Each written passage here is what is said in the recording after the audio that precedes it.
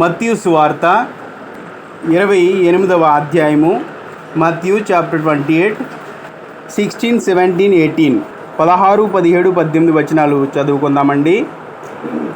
11 మంది శిష్యులు యేసు తమకు నిర్ణయించిన గలిలయలోని కొండకి వెళ్ళిరి. వారు ఆయనను చూచి ఆయనకు మ్రొక్కిరి గాని కొందరు సందేహించిరి. అయితే యేసు వారి యొద్దకు వచ్చి పరలోకమందును భూమి మీదను నాకు సర్వాధికారము ఇవ్వబడి ఉన్నది. కాబట్టి మీరు వెళ్ళి సమస్త జనులకు శిష్యులుగా చేయుడి. తండ్రి యొక్కయు కుమారుని యొక్కయు పరిశుద్ధాత్మ యొక్కయు నామములోనికి వారికి బాప్తిసం ఇచ్చుచు నేను మీకు ఏ ఏ సంగతులను ఆజ్ఞాపించుతునో వాటన్నిటినీ గైకొనవలనని వారికి బోధించుడి. చాలండి. ఆమేన్. ప్రియ దేవుని బిడ్డలారా, ఈరోజు యేసుక్రీస్తు ప్రభుల వారు లేచిన తర్వాత, శిష్యులకు కనిపించిన తర్వాత ఆయన మాట్లాడినటువంటి మాటలను జ్ఞాపకం చేసుకుంటున్నాం. ఇప్పుడు ఈ కాలము ఏ కాలము అంటే కడవరి కాలంలో ఉన్నాము. ఆయన రాకడ సమయంలో ఉన్నాము. అవునండి, ఆయన రాకడ సమయంలో ఉన్నాము. ఎందుకంటే ఎటు చూసినా యుద్ధాలు, ఎటు చూసిన సమస్యలు, ఎటు చూసిన రోగములు, ఎటు చూసిన ప్రమాదాలు జరుగుతూ ఉన్నటువంటి ఈ సమయంలో దేవుడు ఈ మాటను మనకి జ్ఞాపకం చేస్తున్నాడు. ఎందుకు ఇవన్నీ జరుగుతున్నాయి అంటే, ఇంకను కొంతమంది ఏం చేస్తున్నారట? సందేహపడుచున్నారట. సత్యవంతుడైనటువంటి దేవుడు మన కొరకు తన ప్రాణం పట్టినటువంటి యేసయ్యను అంగీకరించడానికి ఏం చేస్తున్నారట? సందేహిస్తున్నారట, సందేహపడుచున్నారట, ఆలోచన చేస్తున్నట్ట. ఎవరి గురించి మాట్లాడుతున్నాడు? ఏంటి పరిస్థితి? అక్కడ ఉన్న సిచ్యువేషన్ ఏంటో తెలుసా అండి? ప్రభు అయినటువంటి యేసుక్రీస్తు తిరిగి లేచి వారు ఎదురుకు వెళ్తే వారట సందేహిస్తున్నారట. అక్కడ ఉన్నటువంటి వారి కొరకు మనం జ్ఞాపకం చేసుకుంటే, పిలాతు యొద్ద నుండి పర్మిషన్ తీసుకుని ఆ యొక్క అరిమతయి యోసేపు ఆయన యొక్క శరీరాన్ని తీసుకుని వెళ్ళి ఆయన కొరకు ఏర్పరచుకున్నటువంటి ఒక సమాధిలో ఆయన ఉంచి ఒక రాతిని పెట్టి దానిని బలముగా బంధించి ఉంచితే, అక్కడ ఆ యొక్క 27వ అధ్యాయంలో చక్కటి మాట ఒకటి కనిపిస్తుంది. అదేంటో తెలుసా అండి? మత్తయి సువార్త 27వ అధ్యాయము 63వ వచనం. అయ్యా ఆ వంచకుడు సజీవుడై ఉండినప్పుడు ఎన్ని దినములండి? 3 దినములైన తర్వాత నేను లేచిదనని చెప్పి చెప్పినది ఎవరికి జ్ఞాపకం ఉన్నదంట? చాలమ్మా, ఎవరికి జ్ఞాపకం ఉన్నదట? ఎవరిని మాట్లాడుతున్నారు? ఎవరు మాట్లాడుతున్నారంటే, అక్కడ ఉన్నటువంటి పరిసయ్యులు, శాస్త్రులు, ఎవరైతే యేసుని నమ్మలేదో వారు మాట్లాడుతున్నారు. ఆయనతో కలిసి ఉన్నటువంటి శిష్యులు ఆ సంగతిని మర్చిపోయారు. ఆయన తిరిగి లేచి వచ్చి, నేను ప్రభువుని, మీ దేవుణ్ణి, మీ యేసయ్యను, ఇదిగో తిరిగి లేచాను నేను చెప్పిన ప్రకారంగా అని ఆయన మాట్లాడుతుంటే, ఆయన అంటున్నాడు కదా, వారు అంటున్నారు కదా, కొంతమంది అయితే ప్రభువా నీ మాట ప్రకారంగా నీవు లేచావయ్యా అని కొంతమంది ఆయనకి దండం పెట్టి ప్రార్థించి మాట్లాడుతూ ఉంటే, కొంతమంది అట ఏం చేస్తున్నారు? సందేహపడుచు ఉన్నారట. అయితే దేవుడిని నమ్మనటువంటి వారు, ఆ పరిసయ్యులు, శాస్త్రులు ఏం చేశారండి? అయ్యా అయ్యా ఆ వంచకుడు, వారు సంబోధించింది ఏదైనా కానీ ఏ విధమైన సంబోధన అక్కడ ఆయన తిడుతున్నారు. ఓకే, అది కాదు మనకి మ్యాటర్ కావాల్సింది. అక్కడికి మనం అర్థం చేసుకోవాల్సిన విషయం ఏమిటంటే, బ్రతికుండగా ప్రభు అయినటువంటి యేసుక్రీస్తు ఒకటి చెప్పాడు. ఏంటది? నేను 3 దినములైన తర్వాత తిరిగి లేస్తాను అని చెప్పాడు. ఒకవేళ లేస్తాడేమో, ఏమంటున్నారండి? ఒకవేళ లేస్తాడేమో. ఆ యొక్క అధ్యాయం కింద వరకు చదువుకుంటే చక్కటి మాటలు కనిపిస్తూ ఉన్నాయి. ఆ పిలాతుతో మాట్లాడుతున్నారు, పర్మిషన్ తీసుకుంటున్నారు. ఒకవేళ లేవలేకపోయినా ఆ యొక్క శవాన్ని శిష్యులు దొంగిలించి ఏం చేస్తారట? తీసుకుని వెళ్ళిపోతారు. యేసుక్రీస్తు లేచాడు అని చెప్తారు. ఆ యొక్క ఆ క్రియ మనకు వద్దయ్యా, నీవు పర్మిషన్ ఇస్తే ఆ సమాధి చుట్టూ మన మనుషుల్ని పెడతాను అని అక్కడున్న వారు పర్మిషన్ తీసుకుంటే, యేసుక్రీస్తు వారుతో 3.5 సంవత్సరములు సహవాసం చేసి ఎన్నో అద్భుత కార్యాలు చేసి వారు ఎదుర్కొన్న శిష్యులు ఎదుర్కొన్న 11 మంది ఎదుర్కొంటున్నాయి కదండి. ఎంతమంది ఉన్నారు అప్పుడు అక్కడ? 11 మంది. ఒకడేమయ్యాడంటే ఉరు పోసుకుని చనిపోయాడు, ఇస్కరియోతు యూదా కదండి. ఆ 11 మంది ఎదుర్కొన్న అన్ని అద్భుత కార్యములు చేస్తే వారు మాత్రము ఇంత కూడా ఏం చేయలేదండి, ఆలోచన చేయలేదు, జ్ఞాపకం తెచ్చుకోలేదు, మర్చిపోయారు. అవునా? ఇక్కడ దేవుడు తన్ను తాను బయలుపరుచుకునే పరిస్థితి వచ్చింది. ఈ రోజుల్లో కూడా అదే జరుగుతూ ఉన్నది. నిజమైన దేవుడు సర్వ సృష్టిని సృజించిన వాడు ఇక్కడ ఉన్నాడయ్యా, నమ్మండయ్యా, మనందరము రక్షింపబడతాము. ఆయన రాకడ ఆలస్యం చేయుచున్నాడు. ఎందుకో తెలుసా? మీరందరూ ఆ సత్యవంతుడైనటువంటి దేవుడిని తెలుసుకోవాలయ్యా అని యేసుక్రీస్తుల వారు అంటుంటే వారు ఏం చేస్తున్నారు? సందేహపడుచు ఉన్నారు. మనలో కూడా కొంతమంది ఉండొచ్చు.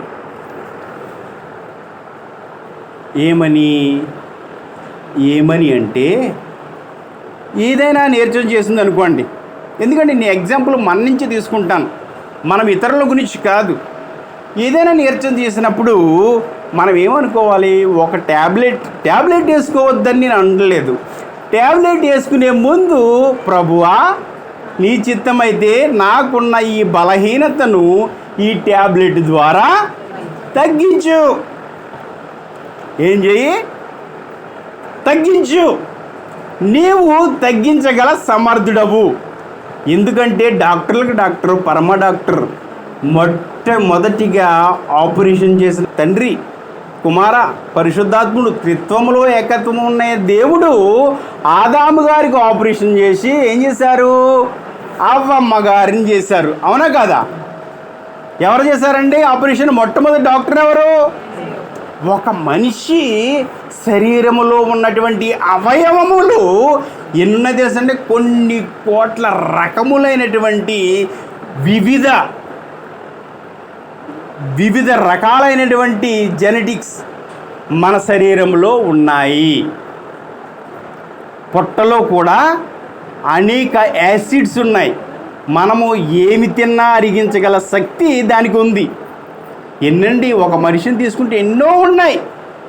ఎందుకు ఈ జ్ఞాపకం చేస్తున్నానంటే, అంత అద్భుతంగా మనిషిని చేసిన ఆయన ఇక్కడ ఆయన చెప్తూ ఉన్నాడు. మరలా శిష్యులు జ్ఞాపకం చేస్తున్నాడు. ఏమని? అయ్యా, ఆ యొక్క 18వ వచనం చదవండి ఒకసారి. మత్తయి సువార్త 28:18. అయితే యేసు వారి వద్దకు వచ్చి, పరలోకమందును భూమి మీదను ఏమి ఇవ్వబడి ఉందంటండి? సర్వాధికారము ఇవ్వబడి ఉన్నది. మీరు ఎందుకు సందేహిస్తారు? మీరు ఎందుకు సందేహపడుచున్నారు? పరలోకమందును భూమి అందును సర్వాధికారం ఎవరికి ఇవ్వబడి ఉన్నది? ప్రభు అయినటువంటి యేసుక్రీస్తుల వారికి ఇవ్వబడి ఉన్నట్లుగా చూస్తున్నాము. అదే మత్తయి సువార్త 8వ 26-27 వచనాలు చదవండి. మత్తయి చాప్టర్ 8 26, 27 చదవండి ఒకసారి. అందుకు ఆయన అల్ప విశ్వాసులారా ఎందుకు భయపడుచున్నారని వారితో చెప్పి లేచి గాలిని సముద్రమును గద్దింపగా. దేన్ని గద్దించాడండి? సృష్టిని. ఆయన సృజించినటువంటి సృష్టిని గద్దించాడు. ఏమని? గాలి ఎవరి మాటైనా వింటదా? నీరు ఎవరి మాటైనా వింటదా? ఎవరి మాట వింటుంది? దేవుని మాట వింటుంది. ఇంత గొప్ప కార్యాలు ఆ వారి కళ్ళు ఎదుటే చేశాడు. ఆయన ఉండగా యేసుక్రీస్తుల వారు ఏమయ్యారంట? అలసిపోయి, శరీర సంబంధిగా ఉన్నారు కదండి, అలసిపోయి వారితో ప్రయాణిస్తూ అలా కొద్దిగా తలవాల్చుకున్నారు. నిద్ర పట్టింది. ఎవరున్నారు ఇక్కడ? లోకాన్నే రక్షించడానికి మానవ రూపంలో వచ్చిన దేవుడే వారితో ఉన్నారు. ఉంటే ఈ సందేహం ఏం చేస్తుంది? ఈ సందేహం అనేది ఎందుకయ్యా మీరు సందేహపడుతున్నారన్నారు? ఈ సందేహం ఏం చేస్తుంది? అయ్యయ్యో, ఇక్కడ మనం చచ్చిపోయి ఇలా ఉన్నాము, ఏం చేసి ఇలా ఉన్నాము, ఈయన చక్కగా నిద్రపోతున్నాడే. ఎవరో? ఆ దేవాది దేవుణ్ణి ఎంతమందికి అండి? 5 రొట్టెలు 2 చేపలు ఇంచుమించు 5,000 మందికి పంచారు. ఇంకా 12 గంపలు మిగిలి. అటువంటి అద్భుత కార్యాలు వారు ఎదుర్కొన్నానే చేశాడు. అవునా?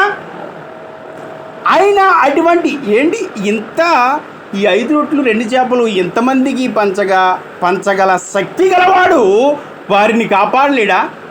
ఆయనకి తెలియదా?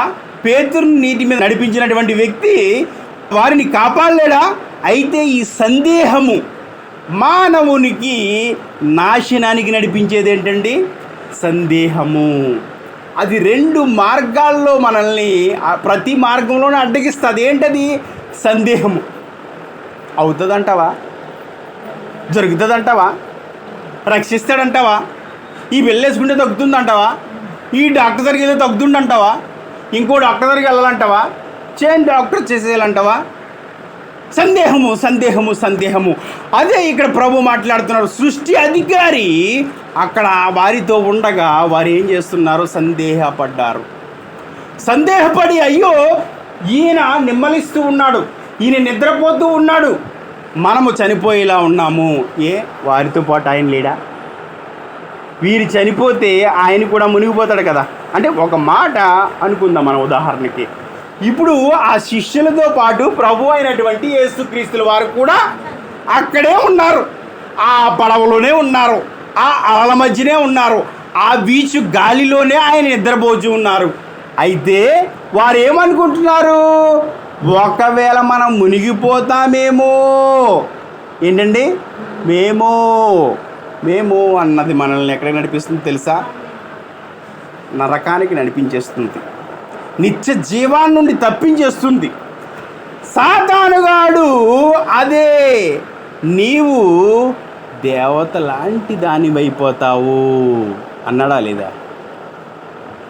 అందుకేనేమో నిన్ను దేవుడి పండు తినొద్దన్నాడు. సందేహం పెట్టాడా లేదా? సందేహపరిచేది సాతాను, ఇబ్బంది పెట్టేది సాతాను, శోధించేది సాతాను, మనల్ని బాధించేది సాతాను. నీ వల్ల అవుతుంది, నువ్వు చేస్తున్నావు. నువ్వు చేస్తుంటే నువ్వు చేయగలిగినటువంటి సమయంలో ఏం చేస్తాడు తెలుసా? ఆటంకపరుస్తాడు. ఆడే సాతానుగాడు. మన జీవితాలను ఎదగనివ్వకుండా చేస్తుంది ఎవరు? ఎందులో? శరీర సంబంధమైన విషయాల్లో కాదు, ఆత్మ సంబంధమైన విషయాలలో ఎదుగుదల లేకుండా చేస్తున్నాడు. సర్వాధికారి అయినటువంటి దేవుడు వారితో ఉంటే వారు ఏమంటున్నారు అంటే, సృష్టి ఆయన మాట విందండి. సృష్టి ఆయన మాట వింది. గాలిని ఆపగల శక్తి ఎవరికి ఉంది? నీరుని ఆపగల శక్తి ఎవరికి ఉంది? అటువంటిది ఆయన మాట మాత్రం సెలవివ్వగా నిమ్మలమైనట్లుగా చూస్తున్నాం. అవునా కదా? ప్రియ దేవుని బిడ్డలారా, గమనించండి. సందేహం అనేది మానవుని నరకానికి నడిపిస్తూ ఉంది. ఆయనకి సృష్టి మీద అధికారం ఉంది ఒకటి.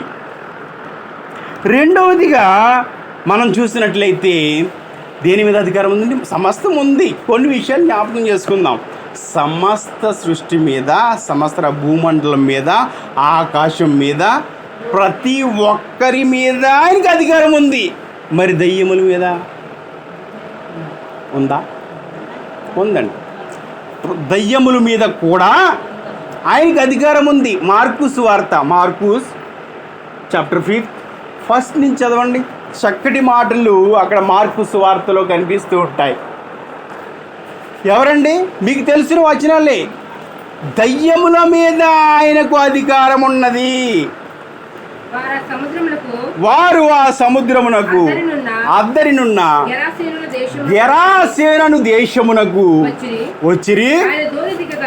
ఆయన ధోని దిగగానే అపవిత్రాత్మ పట్టిన వాడొకడు. చాలండి, ఆ అధ్యాయం చదువుకోండి. ఎందుకంటే గెరాసేనని ఊరికి ప్రభు అయినటువంటి యేసుక్రీస్తుల వారు వచ్చిన వెంటనే అక్కడ ఎవరున్నారట?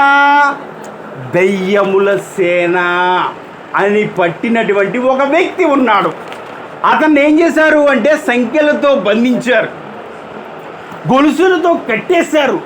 ఆయన ఏం చేస్తున్నాడంటే వాటిని తుత్తునీయులుగా చేస్తున్నాడు, తెంపివేస్తున్నాడట. అటువంటి గొప్పవాడు, అంటే అటువంటి గొప్ప ఇబ్బందులు పడుచున్నటువంటి వాడు ప్రభు అయినటువంటి యేసుక్రీస్తుని చూసి 5వ అధ్యాయం 7వ వచనాన్ని ఒక్కసారి చదవండి. యేసు ఆయన ఏమంటున్నాడట? బిగ్గరగా కేక వేస్తున్నాడు. యేసు, అక్కడ సూకి ఒత్తు ఉన్నది, అవునా? యేసు సర్వోన్నతుడైన దేవుని కుమారుడా. ఎవరు మాట్లాడుతున్నారండి? దయ్యము, సాతాను, ఆ సేన అనేటువంటి ఆ వ్యక్తి, ఆయనలో ఉన్నటువంటి ఆ దయ్యములు ఆయనతో మాట్లాడుతున్నాయి. ఆయన్ని గుర్తించి మానవులు గుర్తించలేకపోయారు, మనుషులు గుర్తించలేకపోయారు, ఆయనతో ఉన్న శిష్యులు గుర్తించలేకపోయారు. కానీ ఆయన సర్వోన్నతుడైన దేవుని కుమారుడు అని ఎవరు గుర్తించాడు? సాతానుగాడు చూసిన వెంటనే, అయ్యా నా బ్రతుకు నేను బ్రతుకుతున్నాను, ఎవరినో పట్టుకుని నేను ఉన్నాను, ఎందుకయ్యా నీవు నన్ను ఇబ్బంది పెట్టాకు వచ్చేసావు? దేవుని కుమారుడా, సర్వోన్నతుడైన దేవుని కుమారుడా ఏమంటుంది? నాతో నీకేం పనియా? ఎందుకు వచ్చావయ్యా ఇక్కడికి? నేను చక్కగా ఉన్నాను, ఈ సమాధుల్లో తిరుగుతూ ఉన్నాను, వీడిలో ఇమిడి ఉన్నాను, ఎందుకయ్యా అన్నది. అంతేకాదు, ఒక పర్మిషన్ అడుగుతుంది. అమ్మ నీవు వెళ్ళిపో అంటే ఏమంటుంది తెలుసా అండి? ఆ కింద వచనంలో ఉంటుంది, నన్ను ఆ పందుల గుంపులోనికి ప్రవేశించటానికి సెలవు ఇవ్వమని అడుగుతుంది. ఎవరు? దయ్యాలు ఆయన మాటకి, ఆయన అధికారానికి లోబడుచున్నాయి, అవునా కాదండి? దయ్యాలు ఆయన మాటలకు లోబడుచున్నాయి, ఆయన దేవుని కుమారుడని గుర్తించాయి. కానీ మానవుడు ఎంతో అపురూపంగా చెక్కుకున్నాడే, తన అరచేతులలో చెక్కుకున్నాడే, తన పోలిక నీకు ఇచ్చాడే, నీవు ఆయన్ని గుర్తించలేకపోతున్నావు. ఈయన యేసయ్యేనంటావా? ఏమో, సందేహపడుచున్నావేమో. ఎందుకు మనం జ్ఞాపకం చేసుకుంటున్నామంటే అక్కడ శిష్యులు సందేహపడిరి. అయితే మనము సందేహపడకూడదు. క్రైస్తవులమైనటువంటి మనము ఏ మూలనైనా సందేహం ఉంటే దాన్ని పెరిగి ఏం చేయాలండి? పారవేయాలి. యేసుక్రీస్తుల వారు అంటారు కదా, నీ కుడి చేయి నిన్ను అభ్యంతరపరిచిన వడలా దానిని నరికివేసేయమంటున్నాడు. నీ కుడికని నిన్ను అభ్యంతరపరిచిన ఎడలా దాన్ని తీసివేయమంటున్నాడు. ఎందుకట? నీ కళ్ళన్నీ ఉండి, నీ చేతులు ఉండి, చక్కగా అందంగా ఉండి, సౌందర్యంగా ఉండి అగ్నిలో పడవేయబట్టం కంటే ఎవరైనా ఒక కుంటివాడిగా, గుడ్డివాడిగా ఉండి నీవు పరలోకములో నిత్యజీవంలో చక్కగా జీవించటం మేలు కదయ్యా అంటున్నాడు లేదా? ఏదైతే ఏమో అని నిన్ను అభ్యంతరపరుచున్నదో దాన్ని నీ హృదయంలోని తీసే. ఎందుకంటే దయ్యాలు ఆయన అధికారానికి లోబడ్డాయి. ఒకటి, ఆయన సర్వాధికారి అయిన క్రీస్తు ఈ యొక్క ప్రకృతి కదండి, గాలి నీరు నిప్పు అగ్ని అవి ప్రకృతి కదా, అవన్నీ కూడా పంచభూతములు, అవి ఆయనకు లోబడ్డాయి. రెండవది దయ్యములు ఆయనకు లోబడ్డాయి. మూడవదట చూడండి, మార్కు సువార్త 1వ అధ్యాయము 34వ వచనం చదువుకుందాం. మార్కుస్ ఆయన 1:34. ఆయన నానా విధముల చేత నానా విధమైన రోగముల చేత పీడింపబడిన అనేకులను స్వస్థపరిచి అనేకమైన దయ్యములను వెళ్ళగొట్టెను. అవి తన్నిని ఎరిగి ఉండినందున ఆయన ఆ దయ్యములను మాటలాడనీయలేదు. కొంచెం ఆయన పెందల కడన లేచి ఇంకనూ చాలా చీకటి ఉండగానే బయలుదేరి అరణ్య ప్రదేశంలోకి వెళ్ళి అక్కడ ప్రార్థన చేయించు ఉండెను. అయితే ప్రియ దేవుని బిడ్డలారా, ఇక్కడ మనం చూసినట్లయితే రోగములను ఏం చేశాడండి? స్వస్థపరిచాడు. కుష్ఠరోగి వచ్చాడు, 10 మంది కుష్ఠరోగులు వచ్చారు. ఆయన స్వస్థపరిచాడా లేదా? దావీదు కుమారుడా నన్ను దాటిపోకయా అని ఒక గ్రుడ్డివాడు అరిచాడు. ఆయన్ని స్వస్థపరిచాడా? ఇన్ని స్వస్థపరిచిన ఆ దేవుడు నీవు నేను అనారోగ్యంగా ఉంటే స్వస్థపరచడని ఎలా అనుకుంటున్నారు? ఎందుకు తగ్గుతుందంటావా? ఈ వచ్చిన జ్వరం తగ్గుతుందంటావా? ఈ వచ్చిన రొంప తగ్గుతుందంటావా? ఇది కరోనా అంటావా ఈయన అని ఎంతోమంది అనుమానిస్తూ ఉంటారు. అయితే ఇవన్నీ కూడా అనుమానం అనేది పెనుబోతమంటారు మన తెలుగులో. అవునండి, అనుమానం అనేది ఉండకూడదు మనకి. ఎందుకంటే సర్వాధికారి అయిన దేవుడు మన పక్షంగా ఉన్నాడు. సర్వ సృష్టికర్త అయిన దేవుడు మన పక్షంగా ఉన్నాడు. ఆయన ఉండగా మనకు ఏముండదండి? దేనికి కూడా ఇబ్బంది ఉండదు. ఎందుకంటే ఆయన సర్వాధికారి అండి. నిన్ను నన్ను రక్షించట కొరకు ఆయన ఏం చేస్తున్నాడు అంటే ఆయనే అర్పించేసుకున్నాడు, ప్రాణాన్ని అర్పించాడు, త్యాగం చేశాడు. ఎందుకంటే సర్వాధికారి అయిన దేవుడు ఈరోజు మనతో మాట్లాడుతున్నాడు. ఏమని?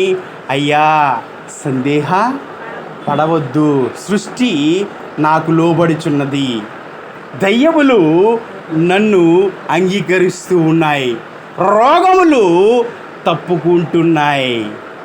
కానీ మనుషులు సందేహపడుతున్నారేమో.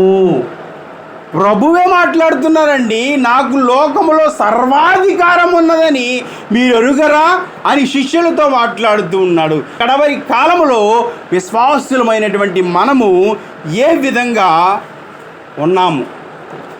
4వది చూడండి, మార్కు సువార్త 2వ అధ్యాయము 10వ వచనం. మార్కుస్ చాప్టర్ 2 10 వర్సెస్ చదవండి.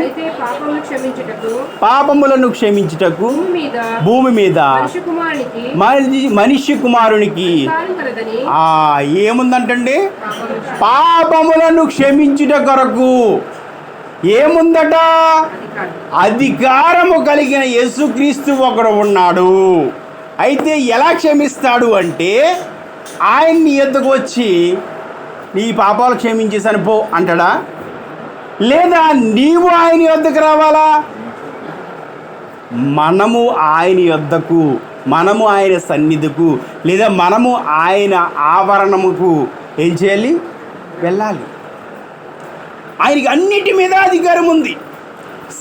ఎందుకు? యేసుక్రీస్తుల వారికి ఎంత అధికారం ఉందో తెలుసా అండి?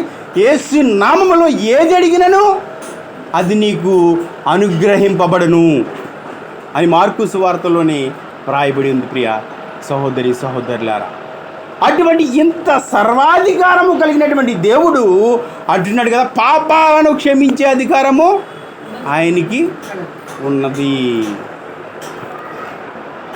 అందుకే కదండి ఆయన తన ప్రాణాలను సైతము అప్పగించాడు. ఎందుకంటే నీ నా పాపముల నిమిత్తము ఆదాము మొదలుకొని వస్తున్నటువంటి ఆ పాపాలను తీసివేయడానికి ఆయన మన కొరకు ఏం చేసినటువంటి తన ప్రాణాలను త్యాగం చేసినట్లుగా చూస్తున్నాం. 5వది ఏంటండి? పాపాలను క్షమించే అధికారం, తీసివేసే అధికారం ఉన్నది. 5వదిగా మనం అనుకుంటాము మన మీదే ఉంది, సృష్టి మీద ఉంది అనుకుంటాం. దేవదూతల మీద కూడా ఏముందండి? చదువుదామా? దేవదూతల మీద కూడా పేతురు రాసినటువంటి మొదటి పత్రిక 1 Peter చాప్టర్ 3 3వ అధ్యాయము 22 verses 22వ వచనం చూడండి. మొదటి పేతురు రాసిన పత్రిక, ఆయన పరలోకమునకు వెళ్ళి దూతల మీదను అధికారుల మీదను శక్తుల మీదను చాలమ్మా ఏట్ల మీద అండి?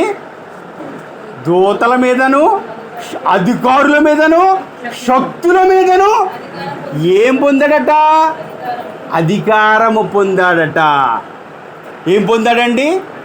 అధికారం పొందాడట. అటువంటి గొప్ప అధికారి, ఆ సర్వాధికారి అయిన దేవుడు నీ పక్షంగా ఉన్నాడు. దేనికి సందేహింపకూడదు. విశ్వాసులమైనటువంటి మనము ఏ విషయంలో కూడా సందేహింపకూడదు. ఏం చేయకూడదండి? 1 సృష్టి మీద ఆయనకి అధికారం ఉంది, 2వది దయ్యముల మీద అధికారం ఉంది, 3వది పాపముల మీద అధికారం ఉంది, దేవదూతల మీద కూడా ఆయనకి అధికారం ఉంది. అంత గొప్ప దేవుడు మన పక్షంగా ఉన్నాడు. మనం చేసే ప్రతి కార్యములోనూ కూడా ధైర్యముగా ముందుకు వెళ్ళాలి. ఏ విషయంలో అంటే ఆత్మ సంబంధమైన విషయంలో మాత్రమే ముందుకు వెళ్ళాలి. ప్రార్థన చేసి, ప్రభువా నీవు నా పక్షంగా ఉన్నావు, నాకు ఈ కార్యాన్ని చేయవయ్యా, లేదా నాకున్న ఈ బలహీనత తీవయ్యా, లేదా నాకున్నటువంటి ఈ ఆర్థిక సమస్యను తీర్చేవయ్యా, లేదా నా కంపెనీకి ఉన్నటువంటి ఈ ఇబ్బందిని తొలగించవయ్యా, లేదా ఈ పేమెంట్ చేయవలసినటువంటి సమయాన్ని దాటిపోనివ్వకయ్యా, సమయానికి పేమెంట్ చేసే ఆ యొక్క బాధ్యత నాకు కలుగు చేయవయ్యా అని మనము ప్రార్థన చేయాలి. యేసుక్రీస్తు ప్రాణాలు మనుషులు తీశారంటారా? యేసుక్రీస్తు యొక్క ప్రాణాలు మానవులు తీయగలరా? ఏం చేశాడండి? తనంతట తానే. గత 7వ మాటలో తల్లిగారు చక్కగా మాట్లాడారు, సుగుణలత గారు. తన్ను తానే అప్పగించుకున్నాడు. ఎవరండి? ఆ దేవాది దేవుడికి. అయ్యా 5 తీర్పులు జరిగినాయి, 5 కూడా చేతులు ఎత్తేస్తారు. ఆ నలుగురు తీర్పరులు కూడా చేతులు ఎత్తేస్తారు. అవునా లేదా? అవునా కాదండి? ఎవ్వరూ కూడా ఆయన నీవన్నట్టే అన్నాడు. కాదయ్యా అంటే ఆయన రక్షించబడును. అవునా? ఆ యొక్క శ్రమ నుండి తప్పించబడును. అవునా కాదండి? నేను కాదు, ఆయన నోరు మెదిపితే చాలు ఆయనకి జవాబు చెప్పగల కెపాబిలిటీ అక్కడ ఉన్న వారిలో ఎవ్వరికీ లేదు.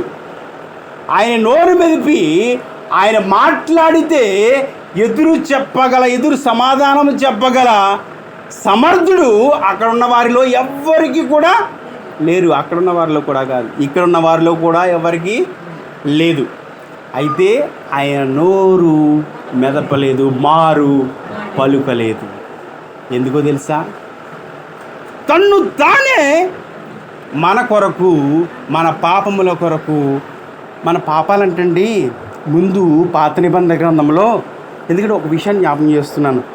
పాత నిబంధన గ్రంథంలో ధర్మశాస్త్ర ప్రకారం మనం చూసుకుంటే ప్రతి పాపానికి ఒక ప్రాయశ్చిత్త బలి ఉండేది. ఆ బలులను తప్పించడం కొరకు మీకు ఒక విషయం చెప్పనా? హిందువుల కంటే దారుణమైనటువంటి నిష్ఠ మనకు ఉండేది. హిందువుల కంటే దారుణమైనది. ఎందుకండి? ఆయన ఎవరున్నారో ఉజ్జా అనుకుంటాను కదండి, ఉజ్జా అనుకుంటాను. ఆ యెహోవా ఆ మందసాన్ని ముట్టుకుంటే ఏమయ్యాడు?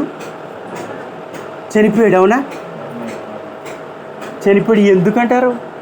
ఇప్పుడు ఆ ఉజ్జా చేసిన తప్పు ఏంటండి? ఆయన మందిరము పడిపోతుందేమో. ఏంటండి? ఇక్కడ కూడా అదే ఉంది, పడిపోతుందేమో అని ముట్టుకున్నాడు. ఏమయ్యాడంటే తక్షణమే చనిపోయాడు. గల కారణం ఏంటి తెలుసా అండి? బోల్డ్ నిష్ఠ. మీరు ఆ యొక్క పాత నిబంధన గ్రంథంలో ఆది కాండము, సంఖ్యాకాండము, నిర్గమకాండము, లేవి కాండము అవి చదువుకోండి. ఆ కాండాలు అందులో ఆయన ప్రతిదీ కూడా కొలతలు చెప్పాడు. దాని థియాలజీ అంటారు. చాలా నిష్ఠతో చేయవలసిన పనులు, ఏది తప్పు చేసినా అది వాడు నాశనం అయిపోయేవాడు. ఆయన చెప్పిన ప్రకారంగా చేయాలి. అవన్నీ కూడా చేయించాడు. ఎందుకంటే అంత గొప్ప నిష్ఠతో ఆ బలి అర్పిస్తే యేసయ్య అన్నాడు కదా, ఎంతకాలమైనా ఈ బలులు అర్పిస్తారు. బలి అర్పించడం పాపం చేయటం, అలా కాదు.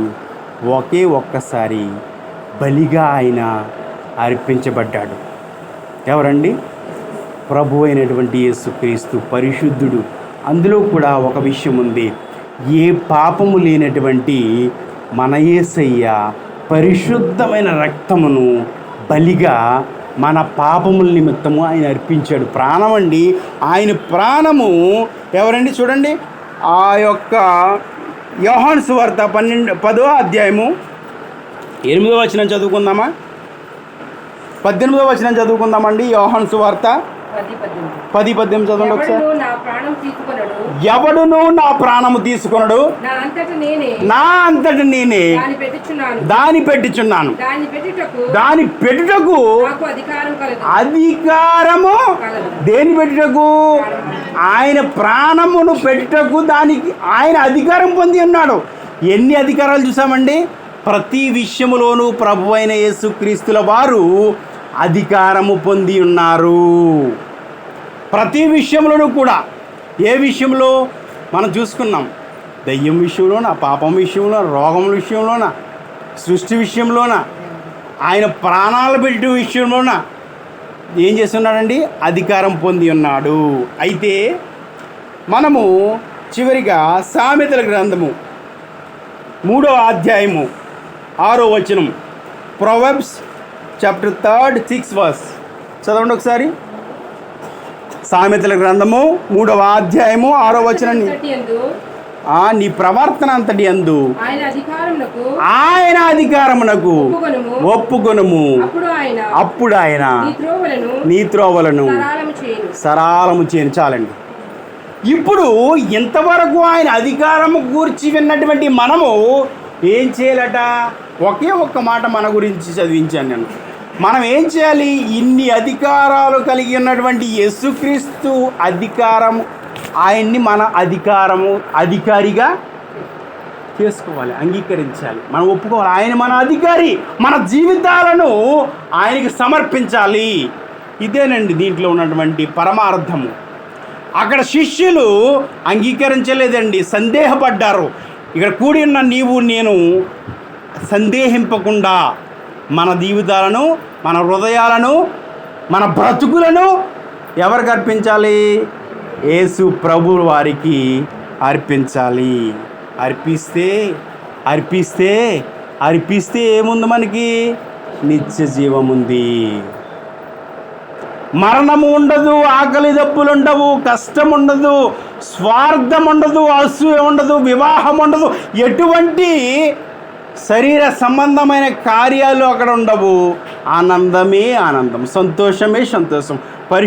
పరిశుద్ధుడని ఆ దేవతలు ఏ విధంగా స్తుతిస్తున్నాయో మనం కూడా అదే విధంగా ఆనందముతో జీవిస్తామని వాక్య లేఖనాలు తెలియజేస్తూ ఉన్నాయి. ప్రియ సహోదరి సహోదరుడా, అయితే కూడి ఉన్న నీవు నీ యొక్క జీవితాన్ని ఆయన అధికారమునకు ఇవ్వుటకు ఇష్టపడుతున్నావా? ఇంతకాలం సందేహపడ్డవేమో, సందేహించారు శిష్యులు. ఈరోజు మాట్లాడాడు ప్రభు అయినటువంటి యేసుక్రీస్తు. అయ్యా, సృష్టి మీద నాకు అధికారం ఉంది, రోగముల మీద నాకు అధికారం ఉంది, దయ్యముల మీద నాకు అధికారం ఉంది, ఏమన్నా పాపముల మీద నాకు అధికారం ఉంది, నా ప్రాణము నేను పెట్టుటకు నాకు అధికారం ఉంది. నీ ప్రాణము తీయటకైనా, నరకములో పడవేయటకైనా, నిత్య జీవానికి నడిపించటకైనా నాకు అధికారం ఉంది. నీవు మాత్రము చేయవలసిన పని ఒక్కటే, నీ ప్రవర్తన అంతటిని నా అధికారమునకు అప్పగించుకో. అప్పగించి అప్పుడు నీవు ఏం చేయబడతావు? నిత్య జీవానికి చేర్చబడతావు. మనం ఎలా ఉన్నాం? ఒకవేళ ఏదైనా సందేహము మన హృదయములో ఉందేమో, ఆయన రాకడ సమయంలో మనమున్నాము. ఉన్నటువంటి మనము ఏం చేయాలంటే మన ప్రవర్తన అంతటిని, మన బ్రతుకును, మన హృదయాన్ని, మన జీవితాన్ని ఏం చేయాలండి? ఆయనకి అర్పించేయాలి. అంతే. అర్పించేయటం అంటే నేను ప్రభువా ప్రభువా ప్రభువా ప్రభు అని తిరిగేమని కాదు.